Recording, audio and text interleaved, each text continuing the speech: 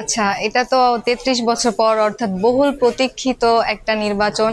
তো একটু আগে আমি যখন ভোট দিতে গিয়েছিলাম, আমার হলের যেসব ওয়ার্ডেন এবং হাউস টিউটর আরো যারা যেসব দায়িত্বে ম্যাম এবং টিচার আছেন, তো ওনারা আফসোস করে জানাচ্ছেন যে আমাদের সময় এটা হলে আমরা অনেক এনজয় করতে পারতাম। তো সেই জায়গা থেকে আহ, আমার কাছে এটা খুবই আনন্দের বিষয় যে আমি জাকসুতে ভোট দিতে পেরেছি।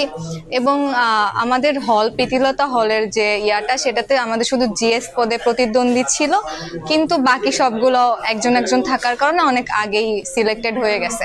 তো সেক্ষেত্রে আমরা আরো বেশি কম্পিটিশন আসলে আশা করেছিলাম, যেটা হয়তো অনেক বছর হওয়ার পরে, মানে অনেক বছর পরে হচ্ছে বলে হয়তো মানুষের ওইভাবে আশানুরূপ সাড়া আমরা পাইনি। বাট তারপরে আমাদের প্রত্যাশা এটাই থাকবে, আমরা যাদেরকে ভোট দিয়েছি সুষ্ঠুভাবে নির্বাচনটা সম্পন্ন হোক, তারা দায়িত্বে আসুক এবং আমাদের ক্যাম্পাসের উন্নয়নে এবং সারা দেশে স্টুডেন্টদের যে একটা ভাবমূর্তি, তারা রাজনৈতিক পরিবেশে যে একটা মানে সৌন্দর্য, এটা তারা আরো বেশি বাড়িয়ে আনুক, এটাই আমাদের প্রত্যাশা থাকবে। আর অবশ্যই ভোট দিতে পেরে আমিও অনেক আনন্দ, যদিও জাকসুতে আমার ভোট প্রথমবারের মতো, কিন্তু এটা আমার জীবনের প্রথম ভোট নয়।